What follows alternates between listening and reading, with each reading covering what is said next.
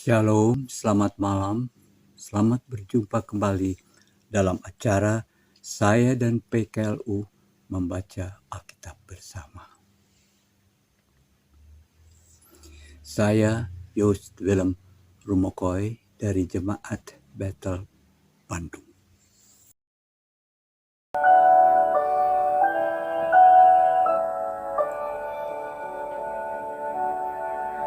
Tuhan Yesus, kami doakan Ayah sampai malam baru pulang dari bekerja.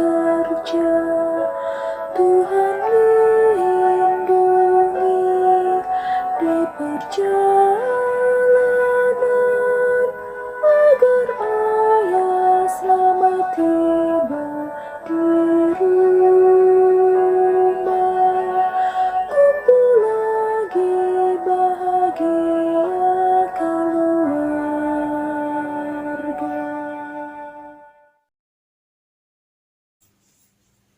Sebelum kita membaca dan merenungkan firman Tuhan, marilah kita berdoa mohon pimpinan Roh Kudus. Mari kita berdoa. Kami ucap syukur dan terima kasih karena kasih karunia dan anugerah juga daripada Bapa di surga. Kami boleh membaca Alkitab, merenungkannya pada malam hari ini. Kiranya Roh Kudus boleh menguasai hati dan pikiran kami pada saat ini, agar kami boleh mengerti dan melakukan firman Tuhan ini di dalam kehidupan kami sehari-hari.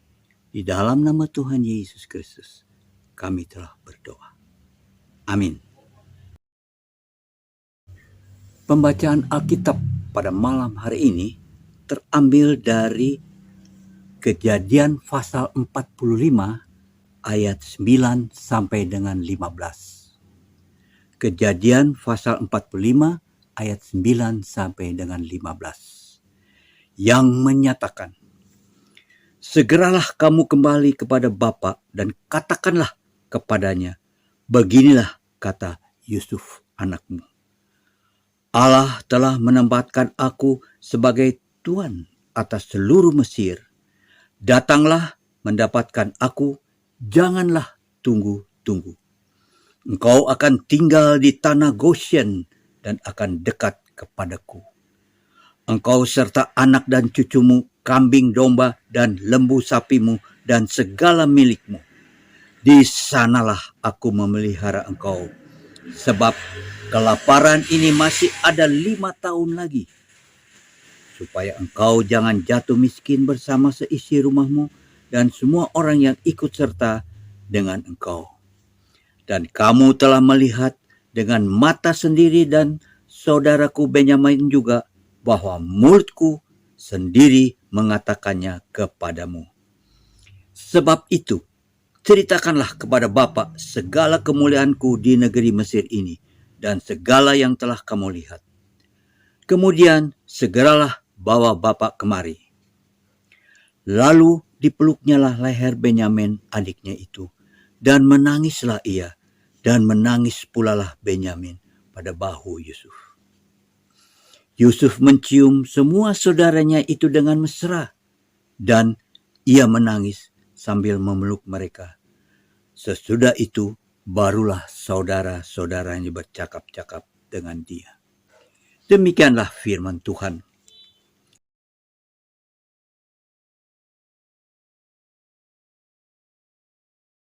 Dan renungan pada malam hari ini terambil dari Sabda Bina Umat tertanggal 22 Februari malam hari.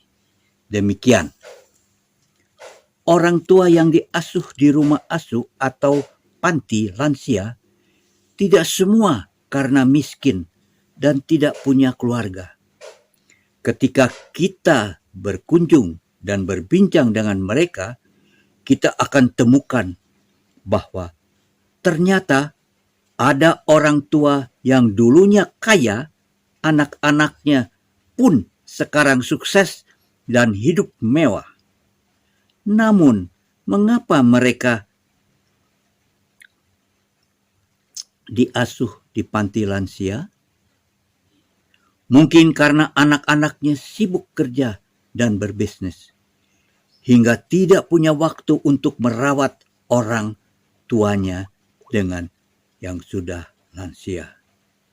Ada juga anak-anak atau menantu yang kenyamanan rumah karena suka ngomel dan buang air sembarangan. Mereka merasa malu jika ada tamu datang ke rumah dan mencium bau yang tidak sedap. Inilah dua dari sekian banyak alasan anak-anak membawa orang tuanya ke rumah asuh atau panti lansia. Yusuf bukan tipe anak yang mengabaikan orang tuanya yang sudah lansia. Ketika mengetahui bahwa ayahnya masih hidup, maka Yusuf segera menyuruh mereka kembali ke Kanaan. Mereka harus menceritakan tentang tindakan Allah yang telah mengangkat dan membuat Yusuf berhasil di Mesir. Mereka pun harus membujuk dan membawa Yakub serta keturunannya ke Mesir. Yusuf berjanji memelihara ayahnya serta semua orang yang besertanya. Ketika kita sudah berhasil dan masih punya orang tua yang lansia, maka rawat dan dampingilah mereka. Ingatlah akan kasih, perjuangan, dan doa mereka sejak dari dalam kandungan, masa kecil, remaja, dewasa, bekerja, dan suksesnya kita. Mereka tidak pernah merasa kotor dengan semua kotoran kita.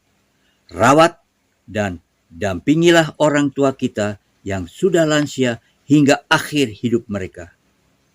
Bukankah Allah melalui Yesus juga sedia kotor untuk menanggung kotornya dosa kita?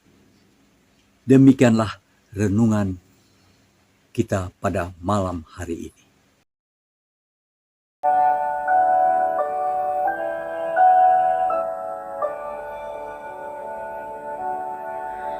Tuhan Yesus, kami doakan Ibu yang dengan sabar menanti ayah kembali.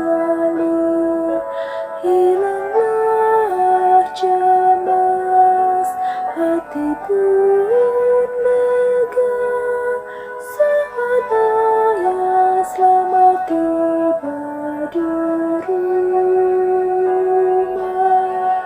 Kumpul lagi bahagia keluarga.